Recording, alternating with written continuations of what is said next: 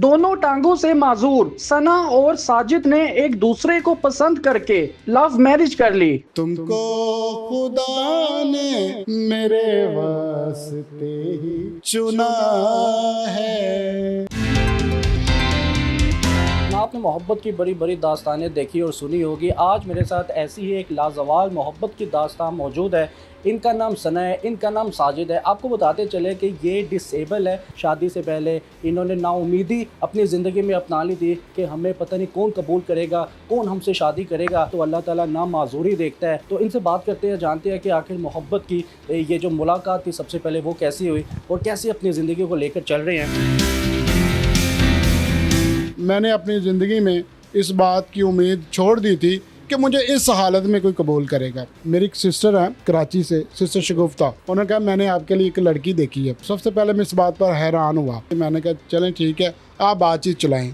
जब उन्होंने इनसे बात की, उन्होंने कहा ऐसा ऐसा लड़का है तो आपके लिए मैंने देखा। तो उसके बाद मेरी पिक्चर इनके पास गई, इनकी पिक्चर मेरे पास है। तो जब हमने पहली मरतबा एक दूसरे को देखा तो फिल फौर हमने एक दूसरे को कबूल कर लिया। जब आपने इनको सबसे पहले देखा तो क्या फील हुआ आपको? मुझे अच्छा लगा था।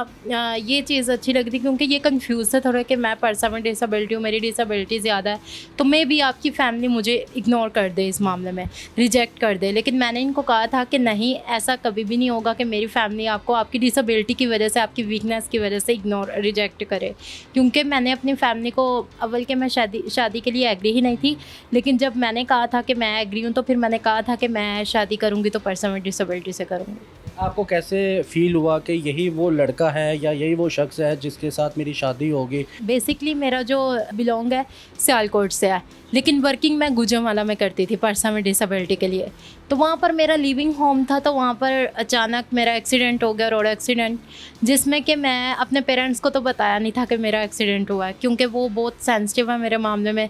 तो मैंने कहा कि वो वैसे ही वरीड हो जाएंगे, उन्होंने कहना है घर आ जाओ, तो मैं लीव भी नहीं थी लेकर जा सकती लिविंग होम से। इसलिए मैंने वाहिद ये थे, और जो सिस्टर शगुफ्ता जिनका इन्होंने जिक्र किया वो थी जिनको पता था कि मेरा एक्सीडेंट हुआ है। इनसे मैं एज अ पास्टर ये खिदमत कर रहे हैं यहाँ पर भी चर्चेज़ में, तो मैं ऑनलाइन इनसे प्रे करवाती होती थी। सिस्टर ने जब बात की तो मैंने कहा मेरे लिए कोई प्रॉब्लम नहीं, मैं अपनी फैमिली से बात कर लूँ, क्योंकि ये केयरिंग बहुत है। उस दौरान भी इन्होंने मेरी बहुत केयर की, एज अ पास्टर भी इन्होंने मेडिसन वगैरह का पूछना, हाल चाल पूछना, फिर उसके बाद इन्होंने प्रे स्टार्ट करनी। अच्छा, ये बता सकते हैं कि ये बाय बर्थ डिसेबिलिटी?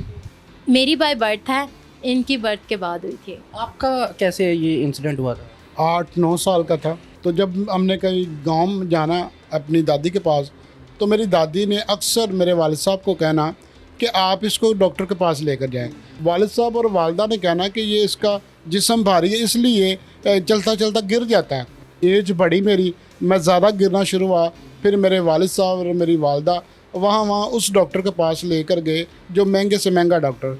उन्होंने इलाज के लिए कोई कसर नहीं छोड़ी। तो व्हील चेयर पे आप होते हैं, लेकिन आप फिर भी थोड़ा बहुत चल लेती हैं, चाहे किसी सहारे के साथ चल लेती हैं, या वैसे भी थोड़ा बहुत चल लेती है।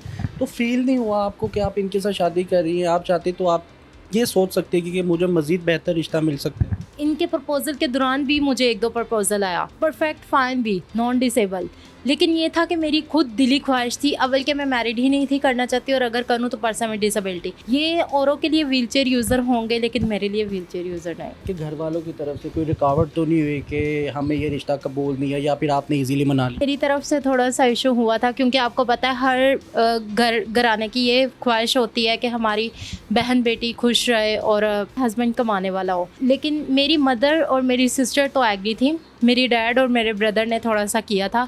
लेकिन मैंने जब उनको ये चीज़ कही कि मेरे लिए जब ये पर्सन में डिसेबिलिटी उनकी मानी नहीं रखती, तो फिर आप लोगों के लिए क्यों? मुझे केयरिंग, लविंग और मेरे वर्क में सपोर्ट करने वाला को चाहिए। अच्छा सना, ये बताइएगा कि आपका सोर्स ऑफ इनकम क्या है? मेरा सोर्स ऑफ इनकम अभी जस्ट मैं घर में अकेडमी देती हूँ ट्यूशन्स बच्चों को। मेरे हस्बैंड प्रॉपर डिसेबल हैं, व्हीलचेयर पे हैं, पर्सन में डिसेबिलिटी हैं, वो जॉब वगैरह नहीं कर सकते, कोई वर्किंग टेलर का वो जानते हैं लेकिन वो कर नहीं सकते, उनसे अब ज़्यादा देर बैठा नहीं जाता और बाजुओं की वीकनेस है। ये व्हीलचेयर आप जो तकसीम करते हैं वो क्या तरीकाकार है, किसके ज़रिए से करते हैं? कि एक भाई थे जो कि दुबई में अब चले गए हैं, दोनों भाई। वो मुझे सपोर्ट करते थे, मैं उनके थ्रू पर्सन विद डिसेबिलिटी को व्हीलचेयर्स प्रोवाइड करती थी।